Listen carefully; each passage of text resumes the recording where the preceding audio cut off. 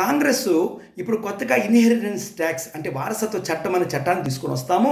దాని ద్వారంగా ఇక్కడ ఉన్నటువంటి ప్రతి ప్రజల యొక్క మంగళసూత్రాలు, స్త్రీధనము అన్ని విషయాలు కూడా వాళ్ళ పూర్వీకులు సంపాదించిన వాటిలో 45% మాత్రమే వాళ్ళకిచ్చి 55% తిరిగి మేము తీసుకునేసి దాన్ని ఇతరులకు పంచుతాము అంటున్నారు. ఎవరైతే లేని వాళ్ళు కాదు, ఈ దేశంలో ప్రథమ హక్కుదారులు అనేటువంటి వ్యక్తులు అని చెప్పారు కాంగ్రెస్ వాళ్ళు, వాళ్ళకి ఇస్తాము అనేటువంటి ఉద్దేశంతో మాట్లాడడం జరుగుతుంది. ప్రథమ హక్కుదారులు ఎవరు?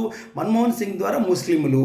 కాబట్టి ఈ విధమైనటువంటి విషయాలు తెలియజేస్తుంది. కానీ అదే కాంగ్రెస్ ప్రభుత్వం 1985 సంవత్సరంలో రాజీవ్ గాంధీ ప్రభుత్వం రద్దు చేయడం జరిగింది. ఆనాడు రద్దు చేసినటువంటి దాన్ని తిరిగి ఈరోజు మళ్ళీ తీసుకొని వచ్చి హిందువుల యొక్క ఆస్తుల నుంచి పూర్తిగా కొల్లగొట్టేటువంటి వారసత్వ చట్టాన్ని తీసుకొచ్చే పని చేస్తుంది అనే విషయాన్ని మనం అందరూ గుర్తించాల్సిన అవసరం ఉంది. ఇది చాలా కష్టాన్ని దోచుకునేటువంటి ట్యాక్స్ అని గుర్తించాలి.